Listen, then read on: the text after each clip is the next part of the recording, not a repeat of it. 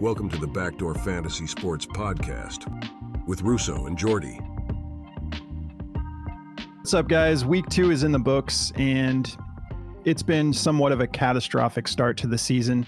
Coming off of last year, I probably shouldn't have felt this way, but I was thinking, like, it can't be worse than last year. And here we are. Surprise. Yeah, like, it's been a rough one. We're going to get into all of it. We're going to talk about waiver wire ads and situations and everything, surrounding all these injuries. If you're new to the channel, welcome. This is our fantasy football show. We also have a player props show that we drop for every NFL slate. We cover prize picks and underdog. So make sure you subscribe, hit the notification bell, and give us a like if you don't mind. Drop us a comment if you have any questions about anything. But yeah, we will be covering every single NFL slate. And then once basketball starts for our props show, we'll cover all the basketball slates as well. Before we break into everything, Underdog just continues to drop promos every day. It seems like discounts, all sorts of incentives. So if you guys do enjoy like prize picks, stuff like that, you should definitely check out Underdog. They added like all these alt lines that have been awesome. I've just been swinging for the fences with them. But if you use the mobile app, I still have to figure out if there's a way to do it on desktop too. I haven't been able to find it yet, but it's probably on there somewhere. But on the mobile app, you can just hit all these alt lines. They had in last night's game, they had a Ray McLeod receiving option, 79.5 receiving yards, which most people probably assuming that's very unlikely to hit. I liked my chances, though. He had a chance to hit that last night, and Underdog had that at like 9.2x just for that play. So I've been having a blast with it. If you want to sign up for Underdog, just use promo code BACKDOOR. They're going to give you up to $1,000 bonus cash just for signing up and making your first deposit, and they're going to give you a free pick to get you started. On top of all of the other specials they've been running just about every day. We'll see how long that goes, but Underdog has not been playing around with the discounts. So take advantage of that. You can go through the link in the description or just use code BACKDOOR. Just do both to be on the safe side. If you go through the link, though, I don't think they even ask you for a code. They just hook you up with all the bonuses for signing up.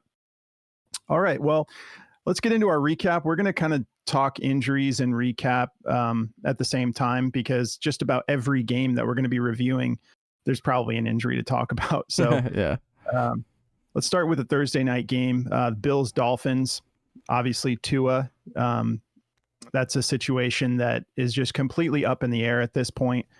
Skylar Thompson, we'll see. I don't want to be unfair to him, but the history of him with Tyreek Hill and Jalen Waddle is not great. Tyreek has averaged 9 fantasy points with Skylar, and Waddle has averaged 7 fantasy points. So we really need them to grab a quarterback. I was hoping for Ryan Tannehill, just because I think as a veteran he'll like feed his stars. But I forget his name. Who's the dude they just signed from the Ravens? You talking quarterback for the Dolphins? Yeah. I think what's his name? Tyler Huntley. Yeah, Huntley. Yeah. So he's way more competent, and he's got the rushing upside. So honestly, that's another sneaky waiver wire pickup, maybe because of the rushing upside. We'll get into that, but yeah, this was an unfortunate game. Just a bummer of a primetime game with Tua going out like that. I don't know. Did you have anything you want to touch on? I mean, Achan's going to be fine. Yeah. Dude got a heavy workload. Yeah, I don't think it's going to look great. I don't think Tua is playing that good anyway. So yeah, I they think didn't look good to start the season. I don't think it was heading in the right direction anyway. I've always just made the point, like, I don't know why Tua is not wearing the Guardian cap deal, having so many head injuries, and I don't know why he's also diving headfirst into people, but that's a whole nother topic. But yeah, just I don't know. It looks pretty grim for the Dolphins this year. Their play calling doesn't look as creative, in my opinion, either. I just think their players are so explosive that they get away with it sometimes. But yeah, I just think it looks kind of rough. Yeah, we haven't seen, like, I'm used to like them leading the league in like pre-snap motion, and it's just looked very dull. My gosh, before Tua went out, 145 yards, 1 touchdown, and 3 interceptions. So that kind of speaks to what we were talking about, even when they had to, so yeah, they ended up getting blown out. That ended up affecting Josh Allen as well, because James Cook was just able to do whatever he wanted. So Josh Allen didn't need to do much. But yeah, we can jump on to the next game, Saints Cowboys. Do we have to go over this My one? God. Yeah, we do want to go over this one, man. Please. Enjoy sports betting and daily fantasy? Well, Daily Grind is here to help you beat the books. They make premium DFS tools that do all the work for you, comparing lines across just about every platform, looking for discrepancies for you to take advantage of. Start off your research with their DFS Optimizer, a tool that finds all the best plays and rates them with their odds to hit indicator. Or if you'd rather have them make your entire slip for you, they have you covered with their AI slip generator. They'll even notify you when a new slip is available. Go to dgfantasy.com and use code BACKDOOR. They will give you 25% off your first subscription all the way up to a year if you want. That's dgfantasy.com, code BACKDOOR. Clint Kubiak we'll see if this continues, but wow, this is the surprise of the year. When they did that to Carolina in the first week, it was impressive. And it's just like these guys come out and just punch you right in the teeth. Like as soon as the quarter starts, like they come out swinging. And then they went and did it to Dallas too. And what was that? We saw like Derek Carr's last 15 drives have all been scoring drives. Yeah, so far. Yeah, he's solid. He's definitely on like a revenge tour, and they just get out to such a hot start that I think they get these people so rattled. Like the Cowboys just lost their identity completely in that game after like the first 2 scores. I was telling Russo like Sunday afternoon, I had like the worst headache of my life, so I kept like dozing in and out of consciousness, and every time I'd wake up, my TV would be loud, and it would be Alvin Kamara running in a touchdown. I was like, what is happening right now? Am I in like a fever dream? Like this is horrible. But yeah, they looked amazing. I mean, I'm super happy for the Saints. I was a longtime Saints fan before I flipped on them and went to the Cowboys, but they look great, man. Like their whole offense looks like it's clicking. Clint Kubiak is like a really, really good coach, it seems to be. We'll see. They have a really play caller anyways. Yeah, he's the coordinator. Dennis Allen's getting all that credit. Yeah, I know. Dennis Allen, he's doing a good job too though. But it's like they have a really tough schedule too. Like they have Kansas City, they have Tampa Bay coming up. They have a lot of interesting games. If they could beat Kansas City and Tampa Bay, I don't think anyone's stopping them, honestly. Like if they beat those two, I could see them being like a sneaky Super Bowl team or a playoff, like deep playoff team at this point. I know it's week 2, but that's what I'm saying. Like I don't want to overreact, but with what I'm seeing, I mean, 91 points through your first 2 games. And one of those defenses looked really good in week 1. They looked stout, healthy, one of the better defenses in the league. And 44 points is incredible. Kamara is looking like he could end the year RB1, 20 carries, 115 yards, 3 touchdowns. That's like, show me a weak spot in this offense right now. Like, yeah, Rashid Shaheed's becoming a really valuable piece. Like that dude could be a very pivotal like piece on your team if you're in a deep league and you need a wide receiver too. Like I would start him every week right now. Absolutely. Until further notice, Rashid is looking like an absolute steal. He's not, and Kubiak isn't just using him for the deep ball. Like he's moving him all over the field. And it's like, why? I think we all, at least us in our camp, we were high on Rashid's talent, and upside, and really incredible to see. It's like, I can't help but hope they can just continue this rampage across the league, because it's been fun to watch and just so unexpected. Well, it wasn't fun to watch yesterday, that's for sure. Yeah. Or Sunday, I'm sure. So yes, Saints improved to 2-0 to start. And then we got the Buccaneers improving to 2-0 against the Lions. Another team very impressive, losing Dave Canales. There were just some speculation of like, is this offense going to look the same? And they look good. We've got Rashad Rashad White dealing with a little bit of an injury right now, so we'll see how that plays out. But it sounds like he's going to be okay. Jared Goff, 307 yards, 2 interceptions.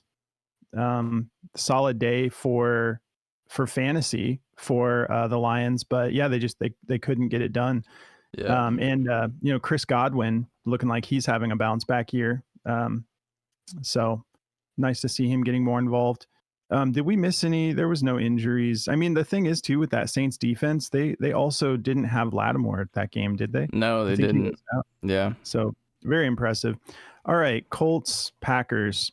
This one's a little concerning for me with Anthony Richardson as an owner. This is what I was afraid of. It might be a bumpy road for fantasy. 204 yards, 1 touchdown, 3 interceptions. I don't understand. Like, so you've got the Packers with Malik Willis, and I think they got 1 touchdown, and then the rest were field goals. And the Colts, what I didn't understand is coming out of the first half, Anthony Richardson had 1 rush attempt, and that's what I was going to say. He needs to run more, a lot more.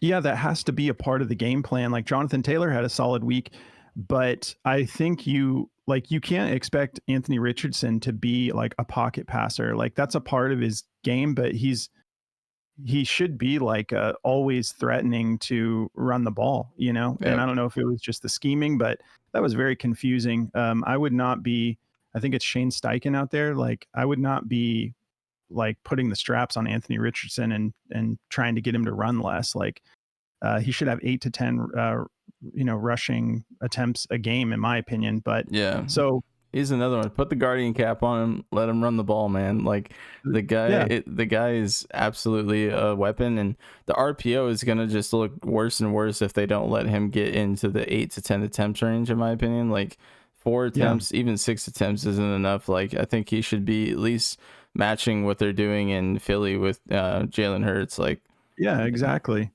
They should always be on the menu. Teams should have to plan for he could take off at any minute. Speaking of the Packers, they're saying it wasn't, they weren't trying to, sort of BS anybody by saying Jordan Love almost played week 1. With the type of reporting we've had to start the season, they've lost a lot of trust. The coaches in general have lost a lot of trust from the public on like the Christian McCaffrey situation and different things like that. But the latest reports are that Jordan Love is looking like he might be able to play week 3 and that he did almost play week 1. So that's really good for all things fantasy for the Packers. I can put Jaden Reed back in my lineup. That's just a totally different team, obviously, with Jordan Love. All right, Jets, Titans. A little bit of a bounce back. Well, I mean, a pretty solid bounce back for Calvin Ridley for fantasy. Jets end up getting it done. I didn't think the Jets looked that good in that game, though, to be honest. Yeah, I mean, I only caught part of it, and it seemed like they got off to a slow start. No points in the first quarter, got a touchdown. Like one of those touchdowns for Calvin Ridley was like a rushing touchdown as well. Yeah.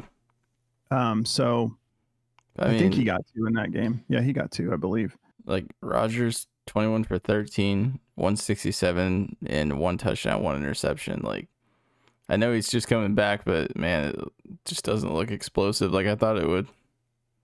Yeah, I was thinking the same thing. Like, coming into the season, I was just thinking it's all about Rodgers staying healthy because I thought if he's in there, this offense is going to look good. But they haven't really looked that good yet. Yeah. Braylon Allen, solid. So did Breece Hall actually leave the game? Let me check. Because I'm trying to. Let's see. I only caught part of that as well. Doesn't look like he left the game now. Okay, yeah. So because there was talk about like I think it's just a minor injury that he's dealing with coming into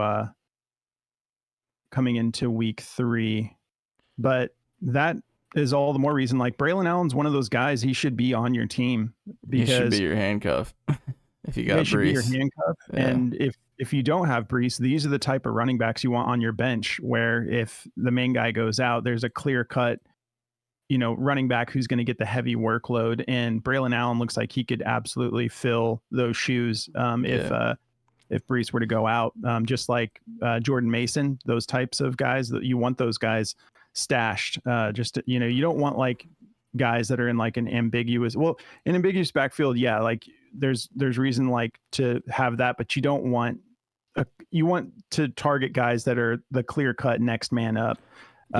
Just before I forget, touching on that same topic, if Clyde Edwards-Helaire is out there, go pick him up and put him in your IR slot, because I've been holding on to him in Dynasty for since the beginning of the season. And now Pacheco's out, and if he comes back and he gets his mental health thing figured out, he's probably going to be the number one back. So yeah, and don't do a fab dump for that or anything. No, just pick him up. You could probably do like a zero bid on it, because he's not really on many people's radars, but he should be eligible in week 5. So if you want like a deep stash, right now we think he would be the guy. But we'll have to see what happens with Kareem Hunt, because he went and visited, and it's just looking like probably a committee out there, even if Kareem Hunt signs for now. But yeah, Braylon Allen, just like the Jordan Mason situation, you want the clear-cut next man up. All right. Speaking of Jordan Mason, 49ers, Vikings. Vikings pulled it off. Yeah. Pulled off the upset. Vikings are looking good. 23-17. Justin Jefferson, the best in the game, in my opinion. Like, I was doubting him. Not doubting him, but I was kind of like, oh, is it CD? Is it Tyreek? And Justin Jefferson is, when he's healthy, he's just different. 4 receptions, 133 yards, and a touchdown. That incredible, basically end zone to end zone play. And another thing is, like, we were talking about this last night when we were watching Kirk Cousins and the Falcons. We want to see Kirk Cousins start to get things rolling. What an incredible, heroic end to that game. Like, absolutely clutch. Yeah. Kevin O'Connell, like last year when Kirk Cousins was just like balling out before he went down, we've seen Kevin O'Connell just like he has a way with quarterbacks, and we're seeing that with Sam Darnold now too. But they were like they didn't look terrible even when they had like the quarterback carousel going on last year. So this could be a solid year for Sam Darnold all year. In this situation, they look really good, and their defense looks very underrated. Yeah. They looked great. So yeah, Justin Jefferson, there's also, the reports are there's no concerns. I think he just got like a little bit of a like banged up, or I think they called it like a mild bruising. So he'll be fine. Deebo Samuel. Yeah. Deebo Samuel is, I'm not seeing reports that he's going on IR yet. I've heard people saying that, but I haven't seen multiple weeks. So one can only assume IR. This makes me really happy as an Ayuk owner, because I was like starting Ayuk over Nico Collins, and I'm like watching Nico Collins go off. So I was like, well, it's obvious to me now Deebo Samuel is the number one. Well, now he's gone. So Brandon Ayuk is probably going to, take all of that workload. I mean, what did Deebo have, like 10 targets for 9 receptions before he left the game? So did he? Yeah, I think he had 100 receiving yards. Like, the dude went absolutely crazy. So sucks for all you guys who are Deebo owners. It's great for us Ayuk owners. Also, Juwan Jennings, I would pick him up if he's not already picked up in your league. Juwan Jennings looks super solid. He's going to get a ton of workload now. He's still probably going to be like a 5 to 6 target guy, but man, it seems like every catch he makes is a super big impact on the game. So I've always been kind of a big fan of Juwan Jennings, but now is a good time if you're in a deep league to go stash him for sure and use him if you need him. And George Kittle got a little banged up. We'll see what the reporting is. I don't see it. Well, he's currently questionable. I know he got a little banged up in that game. So have to monitor that. He had a big target share too, 8 for 7. 8 targets, 7 receptions for 76 yards and a TD. So he'll definitely get an uptick in usage too. Yeah. And, even so, like, Debo, it could be like 2 to 3 games. Obviously, if he does go to IR, then that's going to be at least 4 games. But I also think even if Debo comes back, I think part of what we're seeing with Brandon Ayuk is just him missing all that training camp and preseason. Yeah. So I think that'll get worked out in a few weeks either way. All right. And obviously Christian McCaffrey on IR. So they're saying could be 6 weeks. So Jordan Mason, that's a league winner if you had him. Yep. Like if he's on your waiver wire, you've got to drop all your fab to secure him. Just get him. All right. Seahawks, Patriots. Finally, JSN breaks out. Massive target share. DK had a good game too. 10 receptions, 129 yards, and a touchdown. Antonio Gibson had a day, huh? Yeah. 11 carries, 96 yards. Gino, 327 yards and a touchdown. I just want to pull up Jackson Smith and Jigba here real quick, though, because this is very encouraging. 16 targets, 12 receptions, 117 yards. Very exciting. We've been waiting for this. I drafted him in our startup in his rookie year. I took him in the 2nd round. And so turned a lot of heads in that draft, at least a few. But I've been waiting for this for so long. We had to deal with Shane Waldron and all that weird usage last year. So we're hoping to see this trend continue. I think this was his breakout game, 83% of snaps, 16 targets and 12 receptions, just looking solid. Full PPR goes for 26.70 points with no touchdowns. So very exciting there. Yeah. So I don't know if there's much more to talk about. That is pretty interesting though, that Antonio Gibson got 11 carries. Yeah, he looked pretty solid too. Sweet. All right, Giants, Commanders. Oh, God. Giants go to 0-2. It stinks really bad. So did the Commanders get any touchdowns? It looks like, was that all field goals? Nah, surely. No, Neighbors. So they must, that's right. They lost their kicker or something, right? Yeah. Because they scored no extra points. Yeah. But yeah. It's just, I don't even know what to say. Dable's got to go for sure. Daniel Jones got to go for sure.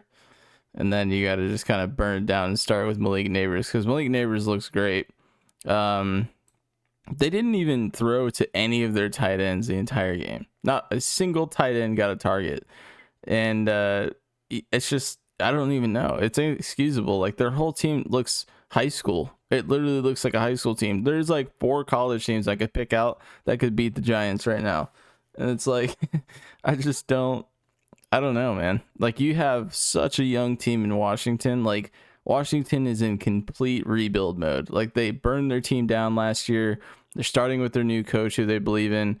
And it looks okay. Like, I think they have a future. They look fine. But it's like, they look like what you expect them to look like to me. But with the Giants, it's like, they're not in rebuild, because I mean, they are, but it's like, they've been in rebuild for like the last 12 years. So I don't really know what's going on there. But yeah, it looks pretty bad. Yeah. For fantasy, Malik Neighbors had his breakout, 18 targets, 10 receptions, 127 yards, and a touchdown. Hopefully he just continues to get fed. What the Giants franchise does, how they perform this year in actual football is irrelevant at this point, unless you're a Giants fan. Sorry if you are. But Malik Neighbors, that was a solid, but I mean, it's also Washington. Yeah. If he didn't come out of that game having a monster game, then yeah, we have some real concerns. So he should have ate, and he did. And then Jaden Daniels, let's see, 23 for 29, 226 yards, 10 rushing attempts, 44 yards. So no touchdowns, but tally 2 touchdowns in there, and it's a big game, you know. Yeah, he's just going to continue to develop. So we'll see how that continues to play out. So moving on, Chargers, Panthers, 26-3. Chargers look really good.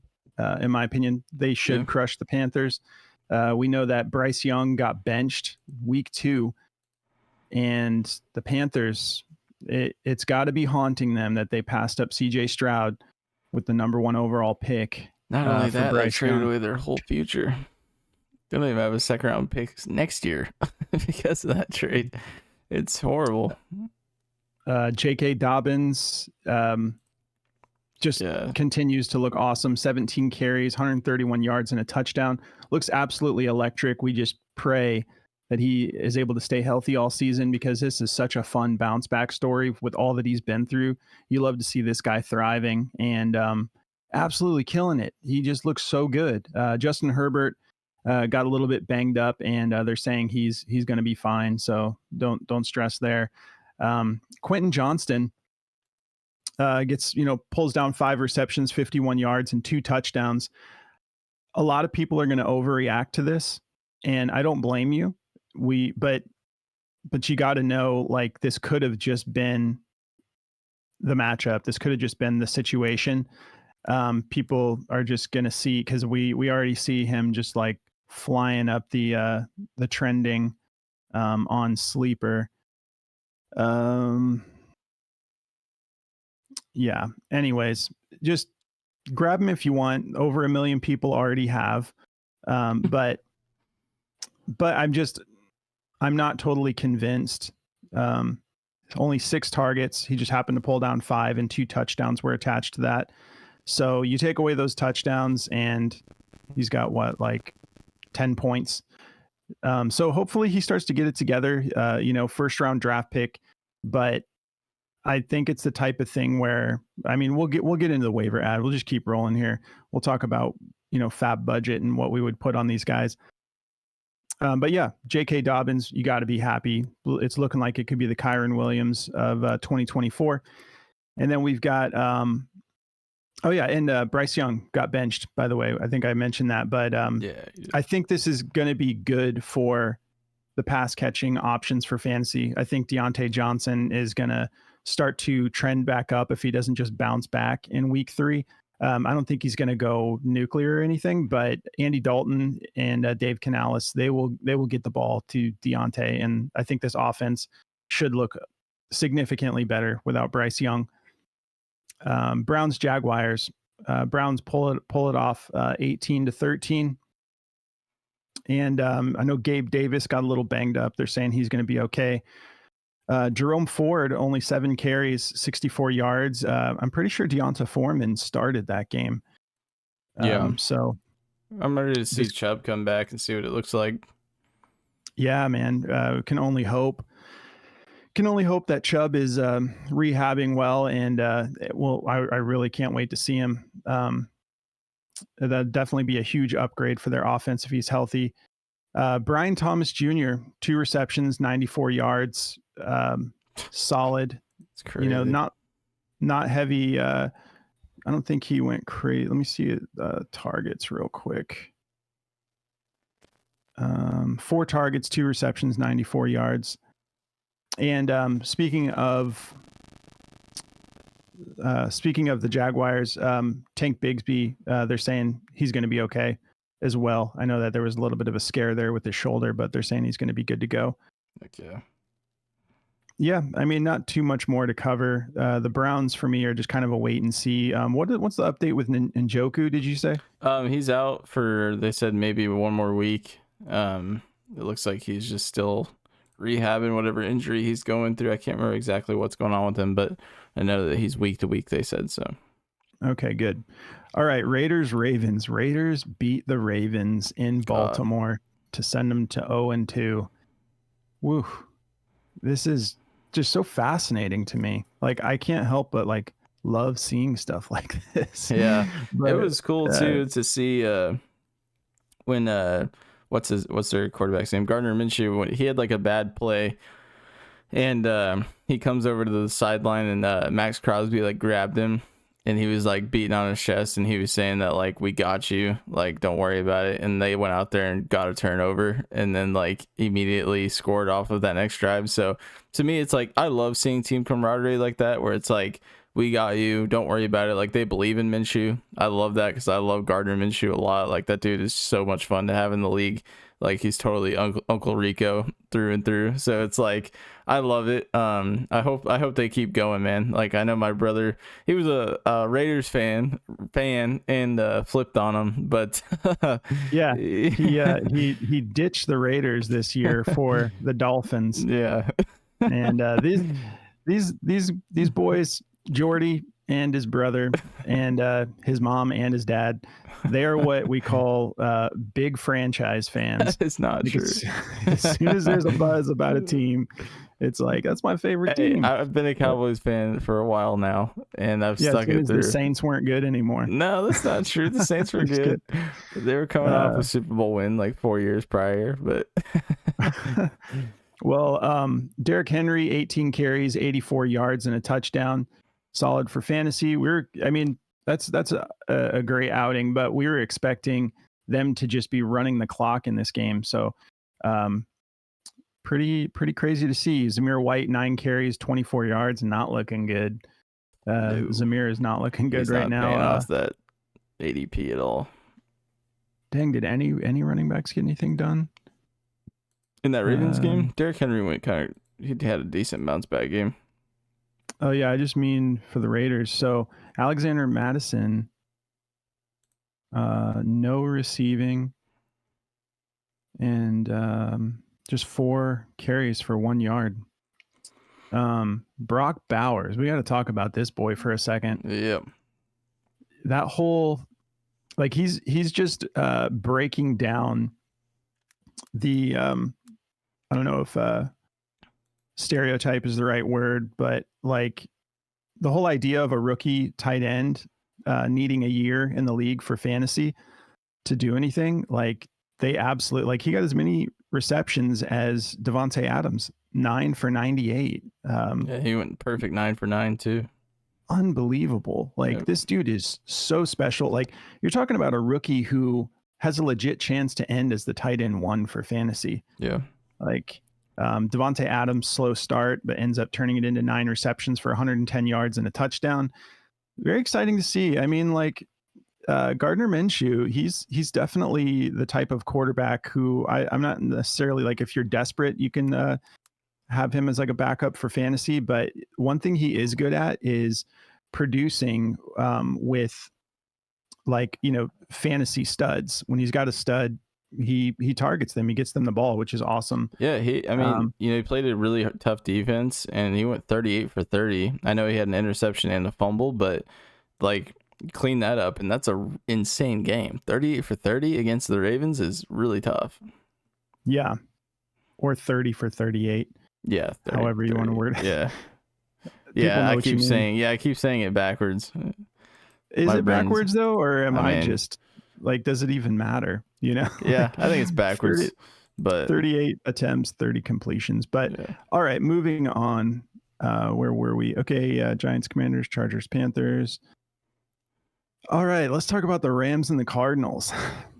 Yeah. So I'm very excited about this as he's sitting up in his chair and scooting closer to his mic. Yeah, let's talk about this for a second.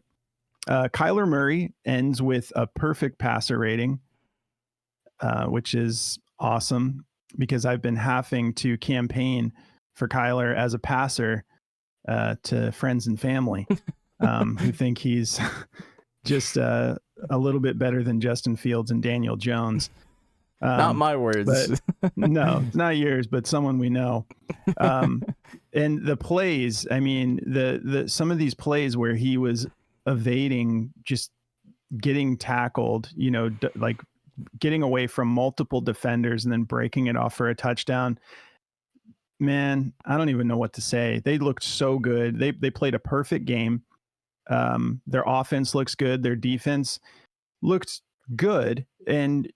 But it's also the Rams, losing Cooper Kupp at the half and no Nakua. But James Conner, 21 carries, 122 yards and a touchdown. And Marvin Harrison Jr. has his breakout, 4 receptions on 8 targets. So the only passes those 4 targets, or the 4 targets that he didn't catch, were the only completions that Kyler didn't have. But yeah, 4 receptions, 130 yards, and 2 touchdowns. And these were not like these were like, he earned these touchdowns. Just killer, unbelievable performance. I could go on and on. Trey McBride, 6 receptions, 67 yards, and then he ended up eking out a touchdown off of that fumble, which was great for me for fantasy. But yeah, we'll take it. Even though so he didn't, random. yeah, even though he didn't actually, catch it. But anyways, yeah, things are looking rough for the Rams. Stafford had a really rough go of it. Their offensive line looks atrocious right now. And Cooper Kupp is looking like, is he confirmed IR? Yeah, I think so. Yeah, I think he's going to be out for a minute. This is not looking good for the Rams. We'll talk about who we want to target for fantasy. Yeah, but, injury reserve. Yeah, okay. Kyron Williams should see an increased workload, but I'm also personally nervous about teams being able to stack the box. Like, you have to have more than a run game. So these receivers are going to have to step up, and we need a next man up for the Rams. Otherwise, you can't just, especially with that O-line, like even in that game with the struggles they were having, Kyron got 12 carries for 25 yards. Blake Corum got 8 carries for 28 yards. Yeah. So this could be rough for Rams in general, because Cardinals played a great game, but the Rams couldn't get anything going. So we'll see how that all plays out. All right, so Steelers Broncos. Steelers get it done, 13-6. Called it. Okay. Yeah, this was a tough one to call, guys. Jordy with the hot take, thinking the Steelers are going to win this game. Someone in the comments was coming at me too. Hang on, I want to bring this up. I want to call you out really quick. I gotta find your name. He's a diehard Broncos fan. You can't blame him. He said, let's see where you are. I can't find him. I'll let him off the hook. But yeah, someone in the comments was telling me I was crazy for saying it was going to be a blowout, which it wasn't, in his defense. Yeah, I thought it would be a lot worse than this, but the Steelers they can't score the ball right now, man. And that's a problem.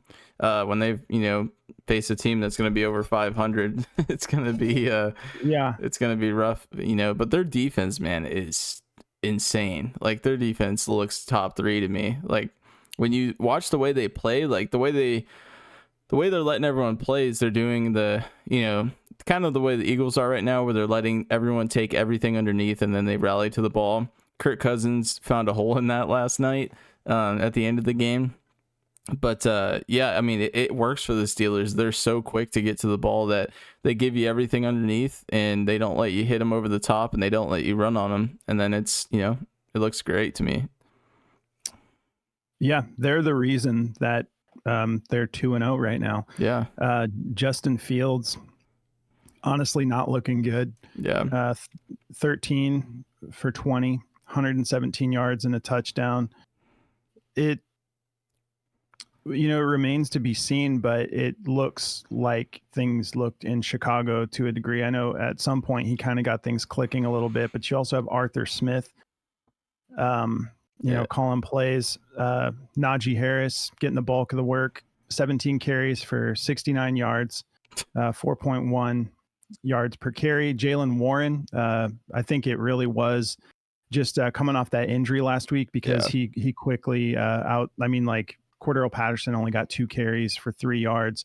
Jaylen Warren, 9 carries, 42 yards, led in yards per attempt, which is great. Jaylen Warren is like, Jordy's been a truther forever, but Jaylen Warren literally does look better. How many attempts did Jaylen Warren have? 9. How many yards did he have? 42. And what about Najee? 17 for 69. Thank you. That's what I just said. Yeah, no, that's what I'm saying though. Like, what are we talking? Like, Jaylen Warren is the best back on the team. Like, almost half the workload, and he almost matched his yards. I'm just like, Najee looks like he is running in syrup, man. Like it kills me when I'm like, sure, maybe he can knock a person down or two, and it looks cool when he pushes someone down, but it's like Jaylen Warren is the guy. Like, to me, he looks more athletic, he looks more explosive, he has better receiving capabilities. I just don't get it. Jaylen Warren is, in my opinion, just as good as Kyren Williams. So, like, if you give him the same amount of workload as Kyren Williams, Jaylen Warren would be insanely good. It's just kind of frustrating to watch, but man. Yeah, I agree. 2 receptions on 2 targets for 19 yards. So 9.5, a catch. George Pickens, rough day. 2 receptions, 29 yards, 4 targets. He busted my parlay. this over 4 receptions. I'm like, come on, Justin. You can't get the guy 4 receptions. He got us, I can't be too mad at him because he did get Freiermuth his stuff for us. But I was like, man. Yeah, 4 for 4 for 39 yards for Freiermuth. But yeah, when you only have 13 completions, that math adds up pretty quick. Yeah. On the other side of the ball, Bo Nix, 20 for 35, 246 yards and 2 interceptions. Stinky. Javonte Williams, 11 carries, 17 yards. Ugh. Yeah. 1.5 a carry. Did they get him involved? 5 receptions for 48. Okay, he went 5 for 5. I mean, I don't even know what to say for fantasy for the Broncos other than just stay away for now. The Broncos defense looks really good too, I think. But, that's twice they've kept teams, under 20 points in the last 2 weeks who look like they have good offenses. But, oh my God, their offense, it's a dumpster fire. Yeah. It's rough, but that was a rough team, the Steelers. It's hard to get anything going against the Steelers defense right now. So Bengals Chiefs eke this one out 26-25. Thanks to the refs. That's what you say, but what was there, like a play called back or something? No, it was pass interference. They gave him it was pass interference. I'm just kidding. Everyone is saying that it was not, but it definitely was. The guy, he goes up for the ball and the guy hits him in like the back of the helmet before he goes up to grab it, and they call pass interference and ended up winning the Chiefs the game, but it was a good call. I mean, I like to mess with Chiefs fans over it, but it was definitely a good call. It was pass interference. There's nothing more to say about it. Well, like, there are times, like, I'm never really, this, like, football's like sports in general, for the most part, are like the only area of my life where I'm not really into conspiracy theories. But I would say I'm a little over anything involving the Chiefs. Just flooded with people being like, refs clearly favoring the Chiefs. And it's like, you don't think the Chiefs are a good team? Is that what you're trying to say? Like, the refs are giving the Chiefs these wins, and we'll probably get a bunch of comments because I know everyone feels that way. Yeah. But like, the I'm just Chiefs like, are a dynasty, man. Like, yeah, I don't like them either. There's, a couple things I don't like about them, like their dripping arrogance, but they get to be arrogant, right? They're winners. They win every year. They're always in the Super Bowl. They're always deep in the playoffs. The only person Mahomes has lost to is the GOAT Tom Brady. So it's like, it's hard, man. As frustrating as it is, this is what we dealt with the Patriots. There's always going to be a dynasty team. If it wasn't the Chiefs, I think it would be the Niners right now. So it's like, the Chiefs are just that good. Well, and then sometimes it's like, do you think Patrick Mahomes is good? Do you think he's above average? Like, of course. Not you, but like people in general. Right. It's like, do you think is it fair to say he's generationally good? Like, okay, well, he had Tyreek Hill. Yeah. Like, yeah, they went and won some championships. Like, look at it. I'm just like, it's pretty easy to put together, but I get it. Like, there's bad calls, but what was that terrible missed pass interference with the Rams back in the day? That was with the Saints. The Saints were on their way to a Super Bowl win that year, and they missed that So it was horrible the Saints the yeah, Rams. like That stuff Ram like dude that. just speared that Saint who was trying to get into the end zone, and they didn't call it. That is a horrible call. I agree with you. Yeah, absolutely. Like Yeah. stuff like that all day. And I'll be honest, like we see that a lot. We see some of these calls still, and the NFL needs to figure out how to get on top of that. Like there needs to be some sort of like challenge for missed calls too. In my opinion, I don't know the current rules in detail, but yeah, absolutely. They need to fix stuff like that. But anyways, I'm done ranting about the Chiefs. Let's talk about Isaiah Pacheco. They're saying 6 to 8 weeks. So this could be rough. He went 19 carries, 90 yards. See how he did in the passing game, 5 receptions, 21 yards. This is so unfortunate because Isaiah Pacheco was absolutely becoming that every down back, getting involved in the passing game we were all hoping for this year. And now he's going to be out for probably 2 months. Very unfortunate. We'll talk in a little bit about how we think that backfield's going to play out. But Travis Kelce, another just like stinky day. One catch for 1 yard. Not looking good for Kelce owners. Dude's been traveling too much on those T-Swift private jets, man. He needs to get back on the field. Yeah, it doesn't seem like his head's in the game right now. Yeah. So Cincinnati, they looked solid, right? 23 or 36 for Burrow, 258 yards and 2 touchdowns. Yeah, Burrow. I mean, the whole offense looks like they're clicking. Jamar Chase is an absolute pansy. That dude needs to get his head in the game and stop worrying about everything else. I'm sure a lot of you seen the news where he said he is not interested in signing with the Bengals again.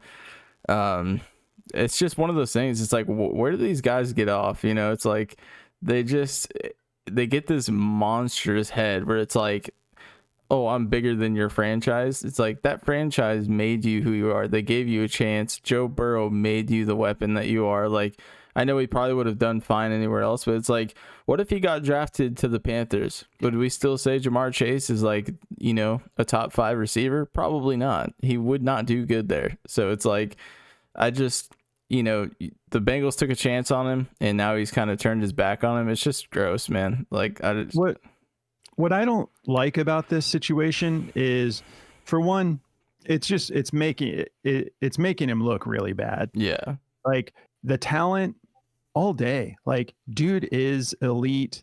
I don't think it's too crazy to say he has the upside to be a generational talent as well and do incredible things. Absolutely. But you got to be a team player. Like we were talking about it yesterday. When you look at the way Justin Jefferson, like who is better than Jamar Chase, in my opinion. Oh, absolutely. When you look at the way he handled his contract situation, like an absolute G, just like what a professional. Just saying, like, we'll talk about it. It's like, dude, he knows he's going to make his money. Like, it's like, yeah, we'll get that worked out. When you have Jamar Chase, who has 2 years left on his contract, making all these demands, I'm just like, I'm not into it at all. Four receptions, 35 yards, constantly complaining, just killing the chemistry. This is like Stephon Diggs type stuff going on. Yeah. Even worse than Diggs. He got them a horrible personal foul when he went up to the refs and started screaming at him, and it cost them. And it's like, okay, now you're spilling into the game. It's like, you're no longer just being a diva outside of the game and playing amazing. You're playing horrible. You're being a horrible person on the field. It's just, you're going to get fired before you get a contract. They're going to just let him go.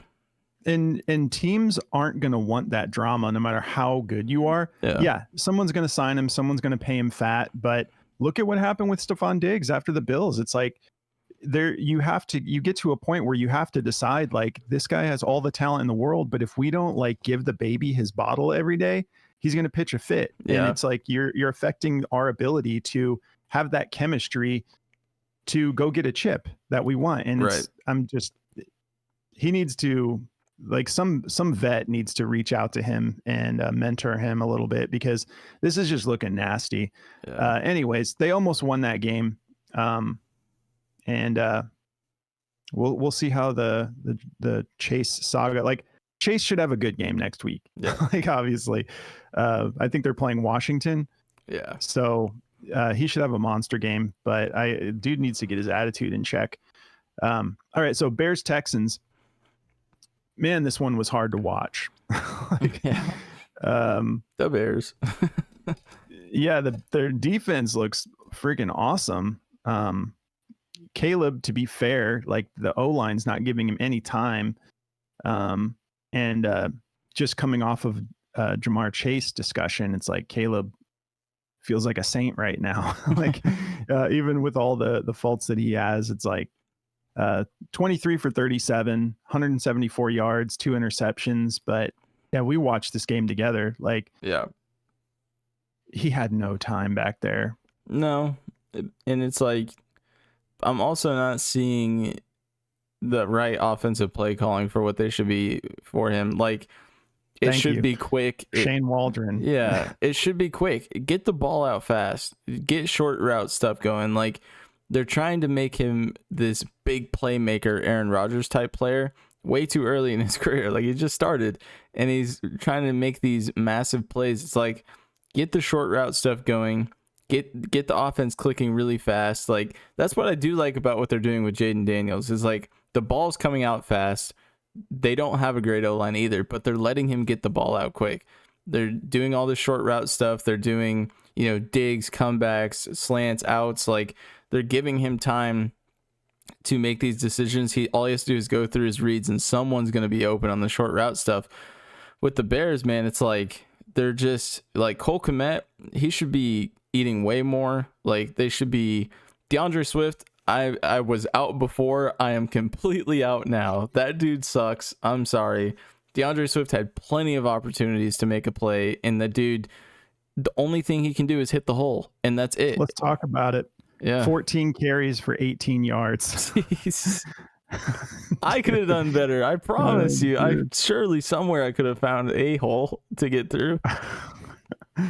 Well, I want to talk about Shane Waldron for a second because I'm just not a fan. Nah. Like, and I've still got a sour taste in my mouth from what he did to JSN last year. And now, look at what Ryan Grubb did in week 2. JSN, like both of those receivers ate, and JSN, what did I say earlier? 16 targets, like 12 receptions. Yeah. And it's like, the way Shane Waldron used him, like as soon as I heard that he was the offensive coordinator there, it got me so worried about all of their pieces for fantasy. And I know that the O-line is struggling and stuff, but I just don't like Shane Waldron's approach with his offense. Yeah, it's definitely so not vanilla. capitalizing. Yeah, definitely not capitalizing on his talent. And like you were saying, like Cliff Kingsbury right now with Jaden Daniels is kind of, it looks almost like he's not making it too complicated. He's just getting the ball out for now. And it's like, you have a rookie there and it's like, yeah, just get him acclimated. You got to build the confidence up. Yeah. Now, if halfway through the season, Jaden Daniels, and Cliff Kingsbury, which could be the case, Cliff, I'm not sold on him. Like, so we'll see how that plays out, expanding the offense a little bit more as they go. But obviously on the Texans side of the ball, CJ Stroud is just an absolute stud. Yeah. Didn't go too crazy in this game, 23 for 36, 260 yards and a touchdown. Joe Mixon had a rough go of it, ended up, I think he hurt his ankle. They're saying he's going to be okay. Cam Akers came in and looked much better. So Mixon went for 9 carries, 25 yards. Cam Akers comes in and 7 carries, 32 yards, 4.6 yards per carry. Nico Collins, I'll let you take the mic here for a minute. This is a sad one for me. I mean, I still got my win, thank God. It came down to me or Saquon versus Kyle Pitts, so I liked my chances there because we were pretty much tied. But I got my win in the Dynasty League. But man, Nico Collins, I left them. I'm in a weird situation right now in Dynasty. So my 3 wide receivers, I've got Ayuk, Mike Evans, and CD Lamb. So that's my starting 3, and I have Nico on my bench. And now I was like, oh, well, now I'm just going to, start Nico. He made it very clear because, my God, I mean, well, let me pull up his stats really quick. The dude went absolutely crazy. I got him right here too. Okay. Let's see. 8 receptions, 135 yards, and a touchdown. Yeah, like the dude. 10 targets. They made a really good comparison during the game. Growing up, I was always a big Andre Johnson fan.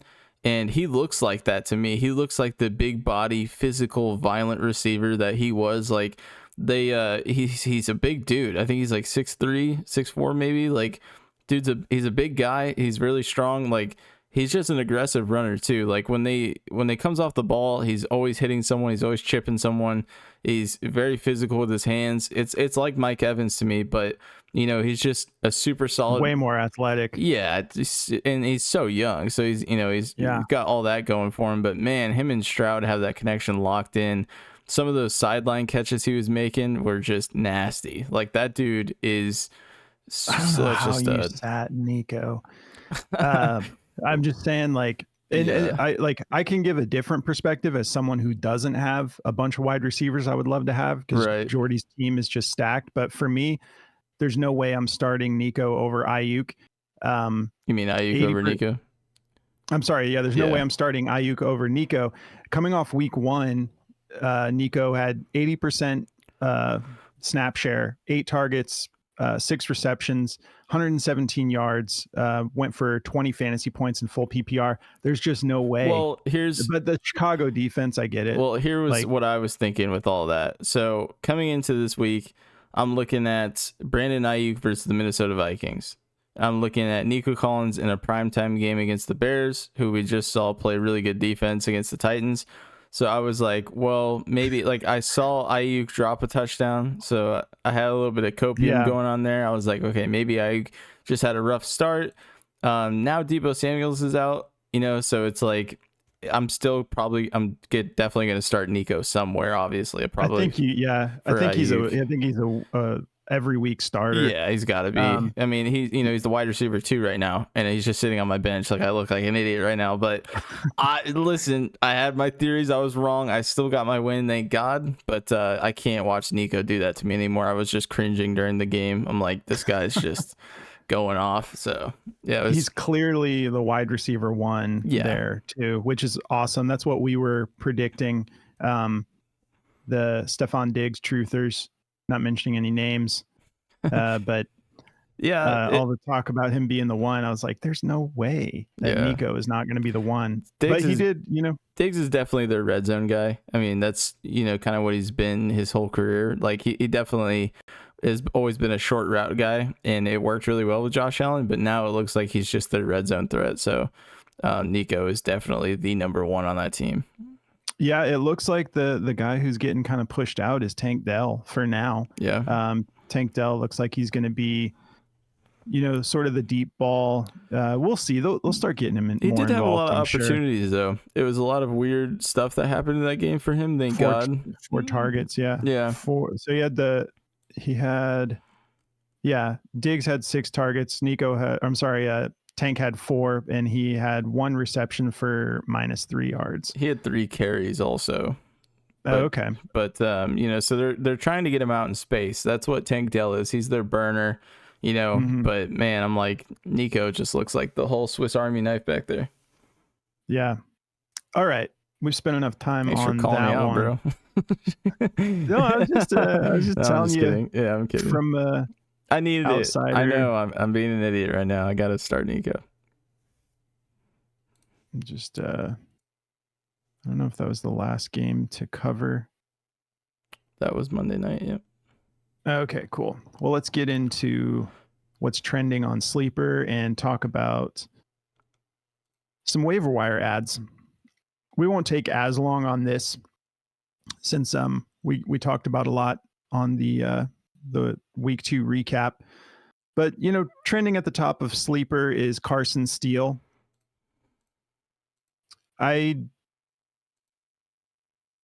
There's like a lot of different ways to look at this.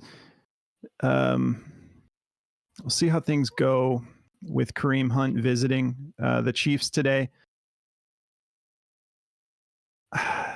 This is a tough one. because without Kareem Hunt in the equation, I think I'd rather have Carson Steele than Samaje Perine. I think people are going to be surprised. I think it's definitely going to be Perine. You think so? I think he's so. going to still just be the passing down I back, think but he's just got he's the vet. You know, Carson Steele looks really explosive. I haven't seen really enough, but I think they're going to just start with Perine. I think he's going to be the starter. I think they're going to work. I think they're all going to play, right? I think it's going to be a committee, but I think Perine's going to get the meaningful touches, is I guess what I'm trying to say. Well, see, to me, he's played 2 games. Game 1, Perine had 15% snap share. Game 2, 14% snap share. He's yet to log a single carry for the Chiefs. 5'10", 236. And then you've got Carson Steele, who 9% snap share in week 1, 22% in week 2. Got 7 carries in that last game. I think for me, like, you know, Carson Steele, 6 foot, 228. I think he's a better early down back option. I mean, you could definitely be right. I mean, there's a little update. It says Carson Steele set for first crack at number 1 role. Oh, there you go. I'm gonna edit out what I said. No, but we'll see though. That doesn't mean that that's for sure. That could just be what these sleeper analysts are predicting. But just the look of things, I think that this is going to be a committee, first of all. And I think that Carson Steele will be the big bodied back who, you know, they just try to first and second down, and then they can bring Perine in for some pass catching. But I think Kareem Hunt, if he ends up signing with the Chiefs, this is going to really muddy things up. Yeah. Samaje, I know he was a late sign, like a late addition, but it doesn't look like he's getting much work. And I know like Pacheco was just a workhorse, so we'll see how this plays out. But I think that this is going to be a committee either way. So if you want to take your shot on Carson Steele, go for it. I'm not personally burning a bunch of fab for any of these options because we still, like we talked about earlier, this could be a couple of weeks, and then maybe Clyde Edwards-Helaire is in a better place mentally, and he's good to go. And in that case, I think he's the ad, you know, yeah, like, for sure. But I think it's just going to be a little bit muddy because I don't think anyone's going to come in and just get that Pacheco workload either way. Yeah. So I think, to me, maybe if Carson Steele's the guy you want, I would say maybe 10% of your fab budget is what I'm comfortable with. I'm not going to be spending too much on a piece like this unless you're desperate at running back. Right. You know, if you're in a tight spot, then you got to make your own decision. But so next up is Quentin Johnston. We already talked about him a little bit.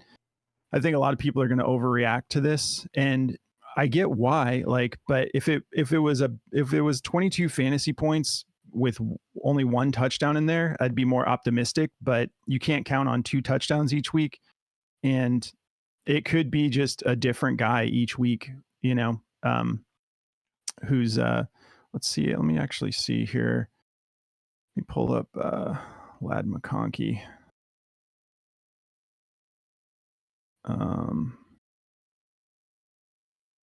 Okay, so only played 49% of snaps. And then Quentin. Well, he played 70% of snaps, but the week before he played 67%. So go with your gut.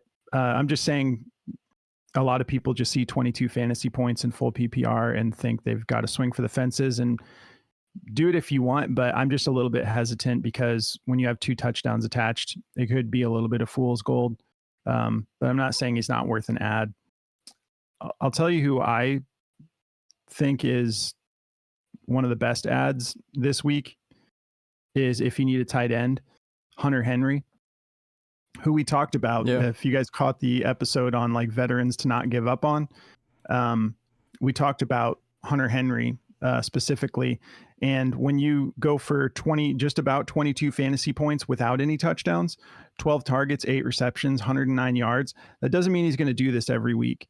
But at a position that's, kind of difficult to find week in, week out, when we don't know that he's going to be that. But I would rather take my shot on some upside if I needed some help at tight end, on someone who saw 12 targets, pulled it down for eight receptions and 109 yards. I'm not going crazy on the fab for this either, but that to me, I think I would say him and Quentin Johnston are the two right now that I would be mostly interested in. But it also depends on what your league looks like. If you've for some reason still got Jordan Mason out there, which you shouldn't, guys like that, obviously just dump the whole fab budget to grab them, unless you also have to know your league. So don't dump the whole fab budget if guys aren't swinging, but in our league, everybody, if Jordan Mason was out there, everybody would be emptying the entire fab wallet on him. Oh yeah. Juwan Jennings, you want to talk about him for a minute?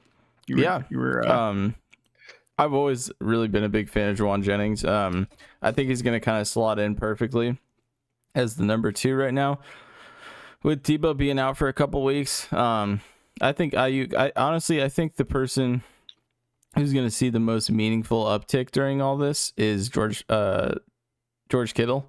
I think Kittle is going to really thrive. I think you guys are going to see him get, 6 to 8 targets a game and make do on those.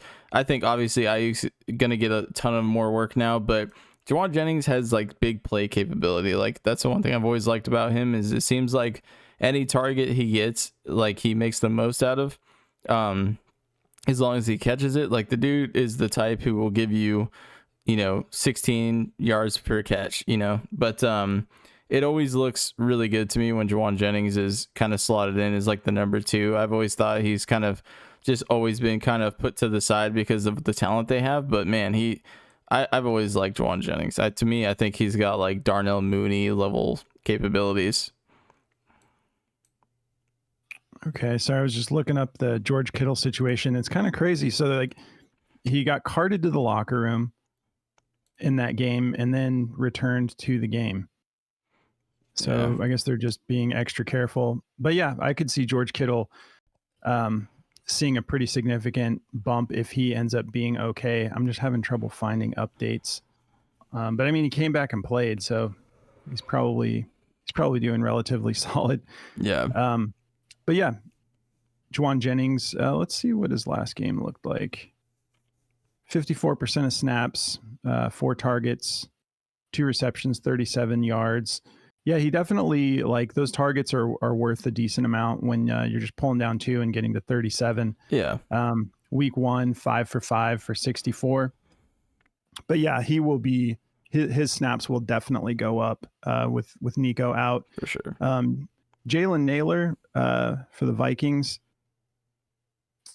pretty solid ad, especially because Jordan Addison is still going to be out. Still kind of up in the air, but I think he's out for at least one more week. But yeah, he played 93% of snaps. This offense looks solid, looks like something you want a piece of. 4 targets, 3 receptions, 54 yards, and a touchdown. Schedule doesn't look too bad.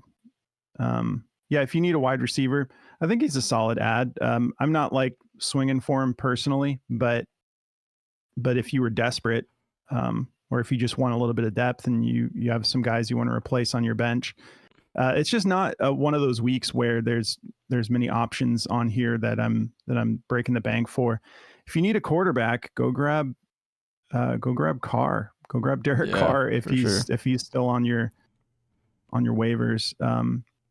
I think Andy Dalton is going to be better than Bryce Young. I'll put it that way. Yeah.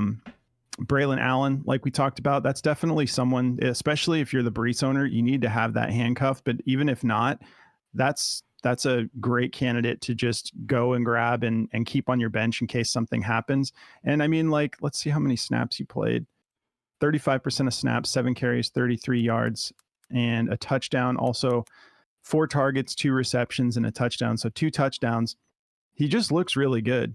Yep. He could even potentially, if they keep this up, he could work into like a flex option, even with Brees healthy here and there. Let's see. Jordan Whittington. I'm curious. This guy looked really good in the preseason and played 50% of snaps, 2 targets, 2 receptions, only 22 yards. But with Kupp out, with Puka Nacua out, he's someone who I could see emerging. 6'1", 202 pounds. He looks solid, and someone's going to have to step up. If Demarcus Robinson is out there, definitely grab him. 92%. Like Demarcus Robinson had a role even before Puka went down. He had locked in that wide receiver 3 role, but these wide receivers are going to have to step up. So it's just kind of tricky knowing who's going to emerge, because Demarcus Robinson hasn't really done that much with the heavy, snap share. Just week 1, 4 receptions, 42 yards. Week 2, 2 receptions, 50 yards. So definitely a solid ad. He shouldn't be on your waiver wire, but I am really curious about this Jordan Whittington kid. And, Tyler Johnson, who benefited when Puka went out, or when Puka wasn't in the game that first week. He just didn't get anything going in week 2, but this is going to be kind of tricky. I'm not opposed to having any of these guys rostered. I've got Tyler Johnson just in case he ends up emerging, because now you've got 2 wide receiver 1s that are out now. Yep.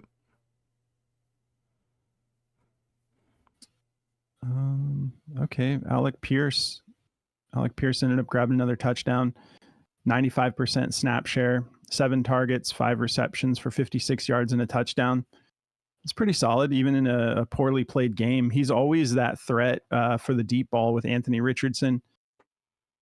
Yep. Yeah. I mean, I like Alex Pierce a lot. He's always been that big play guy. That's kind of what you're getting with Alex Pierce. So it's like touchdown or bust with him. I feel like that's kind of always been his game, Yeah. For the love of God, like Jackson Smith and Jigba is trending.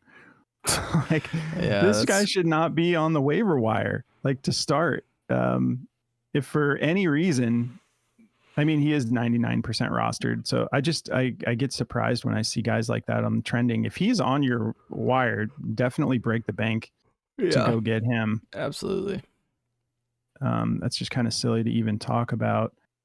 Anyone else on here that you're seeing that Kareem Hunt is worth a stash if we don't know that situation until waivers run. I'm not breaking the bank for him, but I think he's worth just like throw him on your bench and see what the reporting is, and then drop him if things don't go well. Yeah. One guy I really like is Jalen Tolbert. I've been kind of singing his praises. He finally got the usage I was wanting to see from him, and he looked great on it. He had 9 targets for 6 receptions, 82 yards. That dude's a burner. I think Dak's only going to get a better connection with him as the year goes on. So I would definitely go snag Jalen Tolbert if he's out there. I've been kind of singing his praises a lot. 9 targets, 86% of snaps, 9 targets, 6 receptions, 82 yards. Yeah. Yep.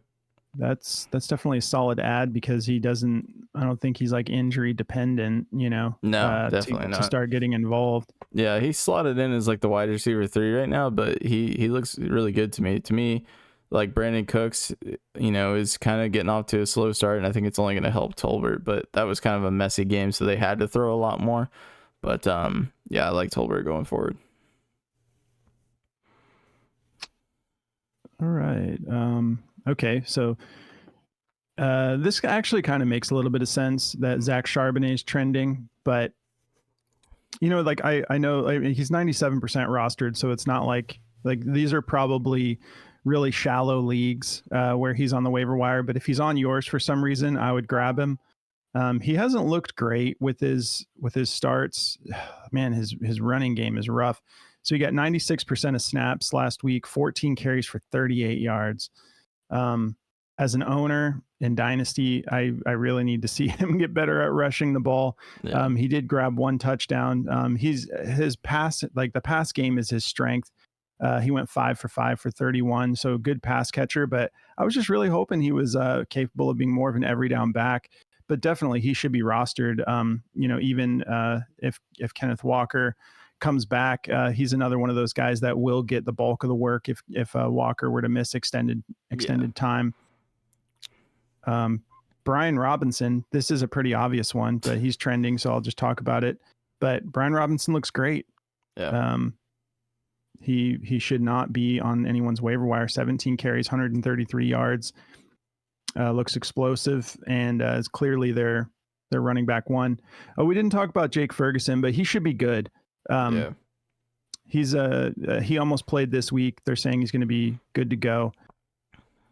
I think that pretty much covers it. But yeah, definitely grab Derek Carr if you need a quarterback or even just want a solid backup. Like, they look really good, and he's not going absolutely nuts or anything, but getting you 20 fantasy points a week, like that's a solid floor. Yeah. If you guys have any questions about anyone that we didn't cover, because it was kind of a weird week where there's like a lot of injuries, but nothing like overly exciting on the waiver wire. If there's anyone we missed, just hit us up in the comments, and we're pretty good about getting back to people. Yoshivas, we talked about him before too, as players to look at, but just with all this drama going on with the Bengals, he's looking like worth rostering. He had 2 touchdowns the week before that, 6 targets, but he's getting the snaps, so there's a chance he could emerge. And in the offseason, Joe Burrow literally said in an interview, watch out for Andre. He literally said he's going to have a breakout year. Okay, so that pretty much wraps things up. Like I said before, if we missed anybody, or if you have any questions about anything fantasy, just hit us up in the comments. And like I said, we try to get back to everybody. But for me, I'm like my top ad would probably be Hunter Henry. Personally, depending on what your team needs. But if you don't have like a solid tight end, like that looks like, and we don't know that he's going to get 12 targets a game, probably not. But when you see a performance like that, without any touchdowns attached, that's to me like worth a lot more than Quentin Johnston having a similar game with 2 touchdowns locked in there. But anyone else, Jordy? Are we good to wrap up? I think we're good, man. Nothing I can think of. All right, guys. Well, thanks for tuning in. I know this was a little bit of a longer one. We just had a lot to cover this week with everything that changed in the league. But once again, give us a like and drop us a comment, and make sure you subscribe and check out our picks show. We'll be tomorrow night dropping all the picks for Thursday Night Football. We really appreciate you guys tuning in. Have a good night, and we'll catch you on Thursday for more fantasy football. Bye, guys. Thanks for watching this episode of the Backdoor Fantasy Sports Podcast. Don't forget to like, subscribe, and drop us a comment. You can also find us on all platforms at Backdoor FS.